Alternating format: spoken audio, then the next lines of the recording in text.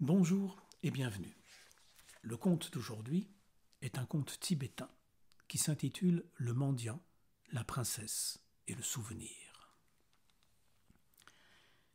Il était une fois dans les hautes montagnes une fille de roi nommée Dénide. Elle était belle et mélancolique comme un printemps pluvieux. En vérité, un malheur inconnu rongeait son esprit. Elle vivait enfermée dans des pensées obscures et ne parlait jamais. Son père, le roi, s'en désolait si fort qu'un jour, désespérant de la consoler sans autre secours que son amour pour elle, il envoya par tout le pays 500 messagers vêtus de rouge, courant les chemins sur des chevaux noirs, et leur fit publier ceci: « Moi, roi des hautes montagnes, je donnerai ma fille en mariage à celui qui saura lui faire dire une parole heureuse. » Aussitôt, un prince de la vallée monté sur un éléphant paré de broderies, suivi de ses ministres et de ses saltimbanques, s'en vint rendre visite à la princesse Dénide. Il déploya devant elle des tintamars de cymbales, des chants, des danses. Il lui offrit à genoux un flamboyant poème d'amour. Dénide, assise raide sur ses coussins de velours, reste impassible, les yeux glacés. Quand le prince s'en va, tête basse, elle ne daigne même pas lui dire adieu. Alors vient le plus riche marchand du pays. Il répand ses trésors aux pieds de la princesse, des coffres de bijoux, des étoffes rares, elle ne semble pas les voir. Exalté comme un adolescent, il lui promet merveille, elle ne semble pas l'entendre. La tête penchée de côté, elle regarde tristement le ciel et les montagnes par la fenêtre. Le marchand vaincu s'éloigne sur le chemin du retour, tirant son cheval par la bride. Ce jour-là, un jeune mendiant dans le plus lointain village du pays apprend la bonne fortune promise par le roi, à qui rendra la parole à sa fille, et décide de tenter sa chance. Il se met donc en route, vêtu de ses haillons, portant un parasol de feuillage. Cheminant par les sentiers, il rencontre une vieille femme qui descend de la montagne parmi les rochers. « Où vas-tu, mendiant ?» lui dit-elle. « Je vais à la haute ville. Je veux essayer de rendre la parole à la fille du roi, mais je n'ai guère d'espoir, je crains qu'elle ne soit tout simplement muette. »« Muette, la princesse Dénide !» répond la vieille scandalisée. « Allons donc !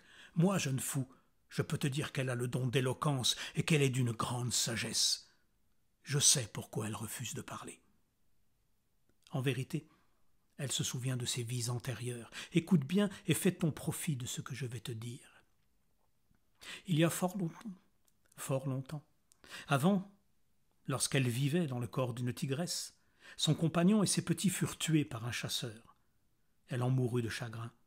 Alors elle revint au monde dans le corps d'une perdrix. Des laboureurs mirent le feu au buisson dans lequel elle couvait ses œufs, et elle fut brûlée. Sa nouvelle existence fut celle d'une alouette. Elle fit son nid dans une digue au bord d'une rivière. Une bande d'enfants passant par là s'amusèrent à tuer son compagnon et sa couvée et la firent prisonnière. Elle mourut en cage. Voilà pourquoi maintenant, se souvenant de la cruauté des hommes, elle refuse leur compagnie. Ainsi parle la vieille femme, et le mendiant, tout à coup illuminé, se souvient de ces lointaines vies qu'il a vécues auprès d'une tigresse, auprès d'une perdrix, auprès d'une alouette. Il dit « Salut, vieille mère, et merci. » La vieille est déjà loin, trottinant dans les cailloux. Il grimpe sur la montagne. Il trouve la princesse Dénide devant la porte de son palais. Elle tisse une couverture de laine bleue. Il s'approche, portant sur l'épaule son parasol de feuillage. Il la regarde. Il lui dit doucement « Enfin, je te retrouve. » Il pleure en silence. Dénide, les dents serrées, ne lève même pas les yeux sur lui. Alors il dit encore « Autrefois, je fus un tigre, et je fus piégé par un chasseur. Ma compagne en mourut de chagrin, puis je suis revenu au monde dans un corps de caille, et je t'ai vu brûler avec nos enfants dans un feu de buisson. J'ai voulu te sauver, et j'en suis mort.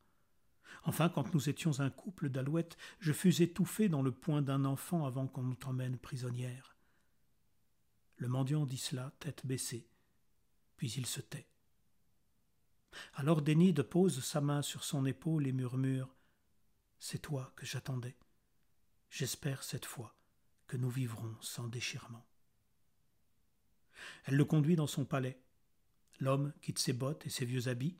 Pendant qu'il prend un bain, elle fait brûler de l'encens, et jusqu'à l'aube prochaine, ils ne quittent pas leur chambre. Ainsi commence leur nouvelle vie et finit l'histoire. À demain.